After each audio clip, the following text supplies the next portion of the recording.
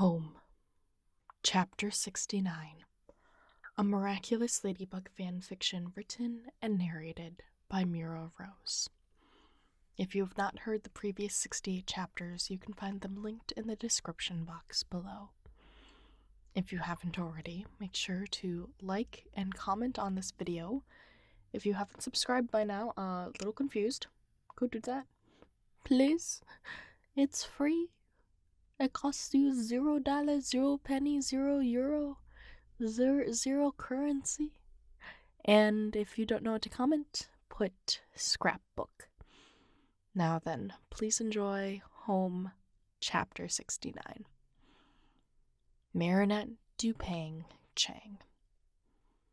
Marinette felt her head spin as her lips burned and her posture wobbled.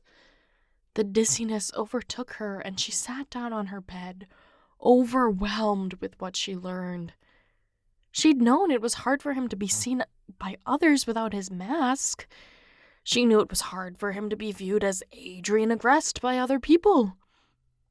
He must have felt so alone since developing this mental barrier that prevented him from living his life, regardless of who surrounded him. If it was like this, she couldn't ask him about the handkerchief. Home is where Marinette is. Did he carry that with him all these years? Oh, the gravity of her emotions slipped her from the mattress edge to the floor, her sighs echoing across the studio apartment until she heard what her body wanted her to listen to. Her heart, drumming loud and hurting her chest with vibrations, wanted to be with him.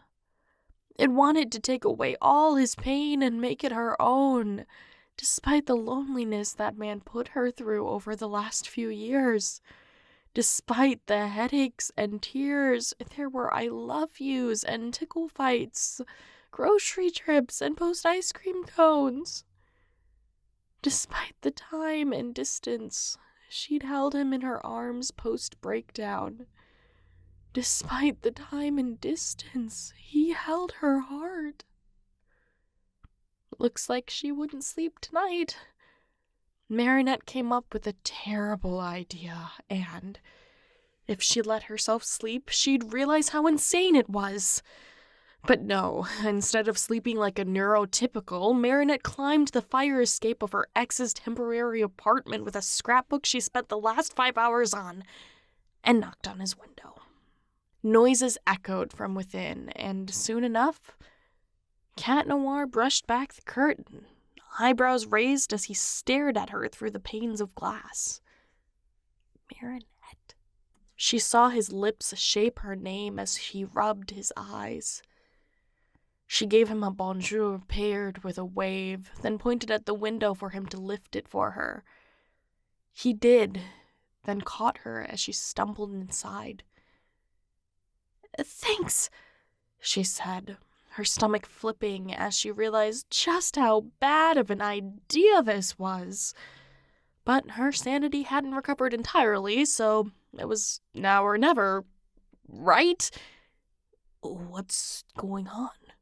He looked outside before noticing the book in her arms.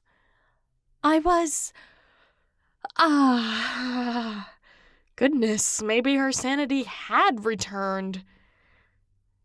She was a bumbling teenager again. Memory lane! It should be illegal to be this cute when you're sleepy. His dazed look was a personal attack on her heart. You know how girls sometimes have, ex-boyfriend boxes? Sure. Well, yours is, okay. This was a bad idea. 100% a bad idea. Why didn't she realize it hours ago? I made a scrapbook. Oh. She felt her ears burn as he studied her, most likely trying to figure out just what she's up to. Joke's on him. Marinette didn't know what she was doing either. So, if you're up for it, there are pictures in here of... She swallowed. You. Oh. The defeat in his voice told her he knew what she was going for now. But it's more than that. It's more than that.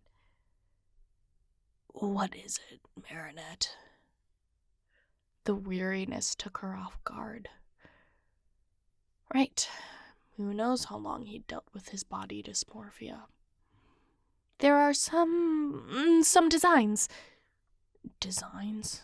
For you. For me? For Adrien. Oh. His posture stiffened. I want to... She swallowed. I want to show you them. You made them for me? Yeah. Okay. He took a seat on the couch, his pillow and blanket tossed aside into a crumple, and patted the seat next to him as he looked up. Okay. Deep breath, but don't let the sound of it reach his ears. So this, she began, sitting next to him and peeling pages as she opened it toward the back. Wait. His voice fell into her ear, and he caught her wrist as she tried to turn a page. What's that? The page facing them was him, as Cat Noir, in her parents' kitchen the day of the river of butter incident. Oh, she'd never told him. I took some photos on my phone, but was worried about losing them when I backed up my phone, so... You printed them out? They sat in a box for a couple of years. He turned the page and took a sharp breath. It was a picture of him, on her parents' couch, working on a cross-stitch, his face twisted with concentration. Is that really the face I'd make? He asked, moving his eyes from the page to look in hers, and her heart skipped a beat. You always made silly faces when you concentrated. No, really? As Cat? Yeah, totally. Remember that viral TikTok of you sticking out your tongue when you were trying to jump from the museum to the alley next door with your baton? Excuse you? Cat's lips cracked into a smile. I yeeted myself off the museum, thank you very much. Yeah, and couldn't stick the landing. He chuckled, holding his smile as he looked back at her scrapbook. Are these magazine inserts? He asked, turning the page. Then his expression darkened. Oops. It was, in the box. He sighed, rubbing his face. I'm sorry, Marinette. Really, I am. The magazine insert was that of Adrien Agreste and the fake girlfriend. You keep saying that, but I haven't asked you to. She put her hand on his shoulder. You deserved... Cat cleared his throat. You deserve so much more. So much better than I gave you. Yeah. She set the book down on the coffee table and crossed her arms, smirking. I built a brand by myself, live alone in downtown Paris, have no debt, and was shopping for a condo to buy when you showed up. He looked guilty as she spoke, but she wasn't finished.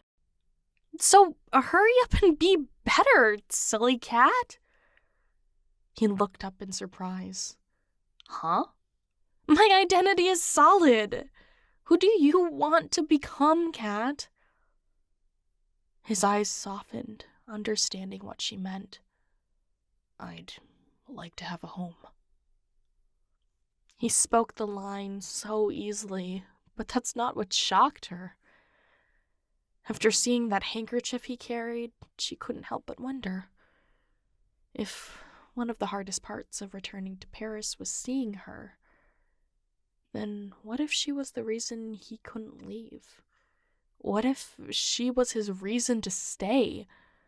If she was wrong, she's conceited, but if his feelings were like hers, then get a job, silly. She brushed her fingers against his bell, turning her attention back to the book. They still hadn't spoken about what Bunnock said.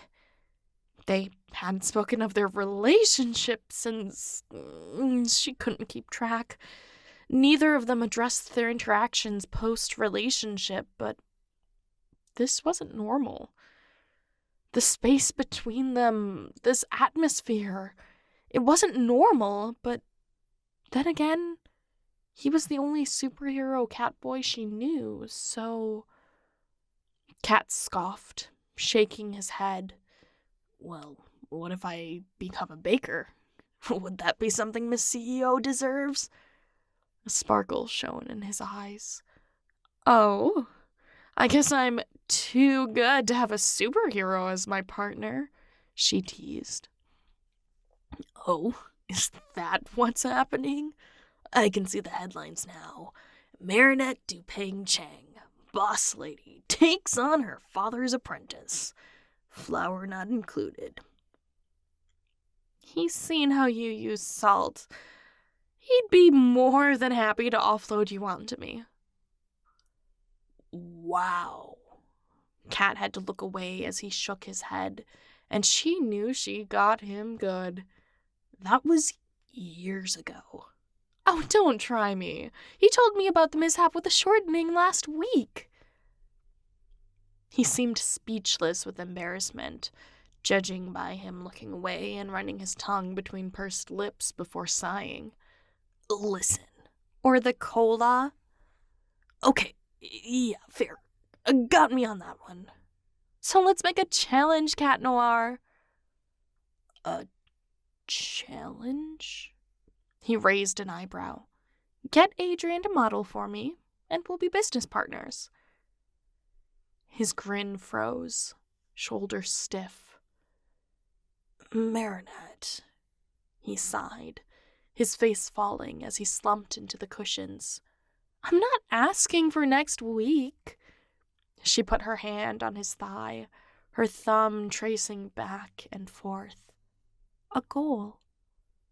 You're not fair. There are no rules. Doesn't mean you aren't playing dirty. Or not. Fine. She reached over and closed the scrapbook. No, I want to see them. You've got work in a couple of hours. I'll sleep at the bakery, so just get me up when you're done, okay? His nostrils flared as he sighed. Okay. Good night, Cat Noir, she said, stepping through the window. Good night, Marinette, he said, and his eyes translated her suspicions. He didn't want her to go. Even if they had a little spat, he wanted her to stay. Cat? Heat brushed over her face as she took a roll call of the little touches and whispered words they'd used over the night. It's too late for a woman to be on the streets. I'm a superhero, remember? It's cold outside. Marinette felt the breeze caress her. It wasn't that bad. And? What? Are you going to offer me your jacket? He looked pressed, but stood up and took his leather jacket off the chair. I trust you'll give this back to me? Of course. He narrowed his eyes. I'll make sure of it. He stepped through the frame, shutting the window behind him. Personally. Huh? Let's go. He started down the stairs, leaving her open-mouthed before she composed herself enough to follow him, chest burning with affection. Silly cat. If you walk her home like this, she'll keep wondering if it's because they're partners, or if it's something more? He used to be so good at confessing. Should she take the risk? What if she's wrong? She stumbled on the steps, falling into his chest as he yelled her name. "Are you all right?" Cat asked, looking down with wide eyes as her arms pressed into him. "Are you hurt?" Yeah, I'm fine." Cat sighed and grabbed the jacket hanging from her arm and wrapping it around her, waiting with crossed arms until she put her hands through the 2 long sleeves. It was warm, or perhaps that was her, but it smelled like him. "Still a klutz, I see," he said, and he took her hand in his own and started leading her down. Some things never change. He was her suave crush, and she was just Marinette to Pang Chang. Except, well, she wasn't just Marinette anymore. Unlike when they were dating, her identity didn't rely on him.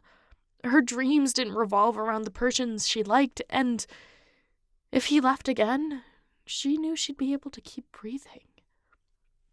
So, while the feelings and scenery were the same, it was all so different. He was her home, but not her only shelter. So if she took up hospice in hotels for the rest of her life, she'd still weather the storm. They were on the same page, but reading different editions. Cat Noir was her home.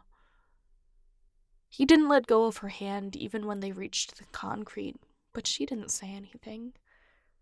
They walked in silence, listening to their footsteps and the stumbles of human-shaped clothes in the streets and alleys between Nino's apartments and her parents' bakery. But as they approached her destination, Marinette couldn't help her goofy loop thoughts. Was he doing this as her partner? Or ex-lover? When they got there, would he just drop her off? Or... She bit her lip, careful not to sigh and catch his attention. Instead, she lifted the hand that held his and tucked them, palms together, in a jacket pocket. He looked down at her, surprised, but his steps didn't falter.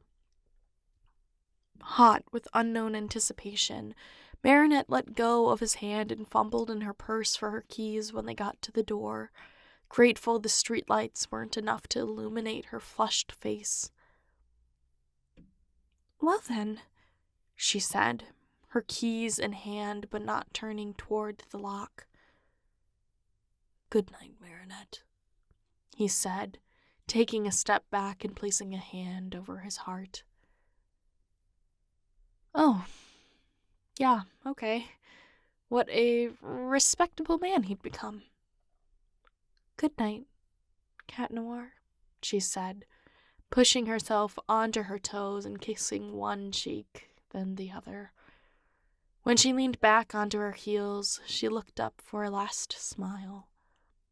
He didn't return the gesture, but there wasn't enough light to make out his darkened expression. But when Cat took a step forward, closing the distance between them, Marinette's heart did a pitter-patter that could power a treadmill, and it stopped entirely when his hands cupped her face. Oh. She squeezed her eyes shut, feeling her body go stiff and regretting it, but that wasn't the most disappointing part. Marinette felt Cat press a kiss to her forehead, then step back. "See you tomorrow," he said, pulling out his baton. "See you today," she corrected. "Yeah, see you today." Marinette watched, standing in his jacket that smelled like a memory, as he walked away, turning his back to cross the street. Oh. It's the same as before. Cat Noir was her home, but instead of taking her there, he dropped her off at her parents' house. Thank you so much for listening. Chapter 70 is on the way. In the meantime, check out other videos on this channel for more fanfiction. And of course, don't forget to subscribe, like, smash that like button, and leave a comment in the comment section. If you don't know what to comment, put almost kissed. I will catch you in the next one. Bye!